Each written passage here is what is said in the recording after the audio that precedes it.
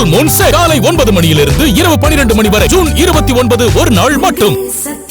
செய்திகளை மீண்டும் இணைகிறோம். சென்னையில அமைச்சர் ராஜ்மோகன் செய்தியாளர்களை சந்திட்டு வராரு. அந்த காட்சிகளை பார்க்கலாம். ஐயா, முரசொலி பத்திரிகையில மூத்த கம்யூனிஸ்ட் தோழர் பே சண்முகம் ஐயா குறித்து பேசி எழுதப்பட்டிருப்பது ஏற்றுக்கொள்ளவே முடியாது. அநாகரிகத்தினுடைய உச்சம். யார் பே சண்முகம் ஐயா? தனது வாழ்வையும் தன்னுடைய வசதிகளையும் ஏழை எளிய மக்களுக்காக அர்ப்பணித்த ஒரு மாமனிதர். காவிரி கரையோரம் பிறந்து அந்த சிவப்பு துண்டை தோளில் ஏந்தி அவர் களமாடியதும் அவர் போராடியதும் ஒரு புத்தகத்தில் அடக்க முடியாது. ஒரு ஆயுள் அவர் பண்ணதெல்லாம் ஒரு ஆயுள் ஒரு மனிதர் பண்ண முடியாது. அப்படிப்பட்ட மாமனிதரை பத்தி விமர்சனம் யார் வேணா செய்யலாம், அரசியல் முரண்பாடு இருக்கலாம். ஆனா என்னென்ன எழுதி வச்சிருக்காங்க? டானிக் குடித்து வளர்ந்தவர், இது வந்து அவங்கள மாதிரி வந்து டாஸ்மாக் டானிக் குடித்த வளர்த்தவர். அவரு எவ்வளவு மோசமா விமர்சிப்பீங்க? அப்ப அரசியல் என்பது நாகரிகத்தினுடைய எல்லையில் நிக்க வேண்டும். முத்தமிழறிஞர் கலைஞர் உயிரோடு இருந்திருந்தால் இதை வந்து கடுமையா கண்டிச்சிருப்பாரு. எவ்வளவு மோசம். அப்ப நாகரிக அரசியலை நோக்கி திரும்பணும். சி.வி. சண்முகமும் பே சண்முகமும் ஒன்று என முரசொலி எழுதுகிறது என்று சொன்னால் எத்தனை பெரிய வன்மம். அப்ப சி.வி. சண்முகம் ஐயா அவருடைய அரசியல்ல அண்ணா திராவிட கட்சியில அவர் ஒரு களமாடி வராரு. அவரை ஏசுவதற்கு சிறுமைப்படுத்துற பயன்படுத்துறீங்கன்னா அப்ப சி.வி. சண்முகம் ஐயா குறித்து உங்க மதிப்பீடு என்ன? அவரையும் பே சண்முகம் ஐயா ஒப்புமை செல்றாங்கன்னா பே சண்முகம் ஐயா குறித்து உங்களுடைய மதிப்பீடு என்ன?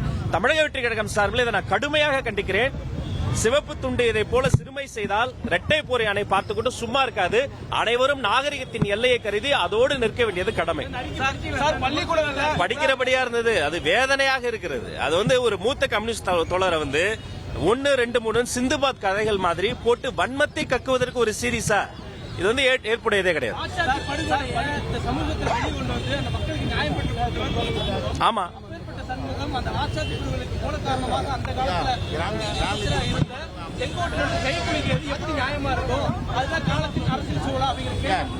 இல்ல அதுக்காக களமாடி நீதிமன்றத்தில் நின்று தீர்ப்பை வாங்கி நிலைநாட்டிட்டார். எல்லாத்துக்கும் சட்ட ரீதியான தீர்வு தான், அதுல அவர் பின்வாங்கவே இல்லை.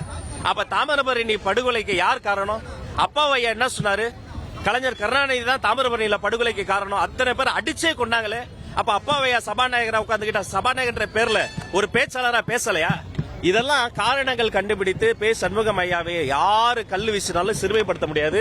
தன் மீது வீசப்பட்ட கற்களை வைத்து சிவப்பு கோட்டை கட்டி சிவப்பு கொடியோட அவர் களமாடுவார்.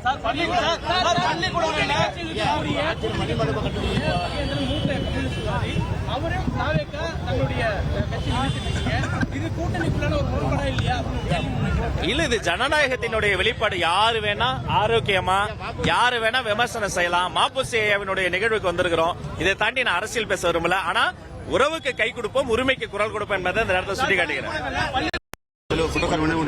அப்ப கூட இல்லைங்க, எந்த அரசியல் பழிவாங்கல் நடவடிக்கையும் நாம் மேற்கொள்ளவில்லை.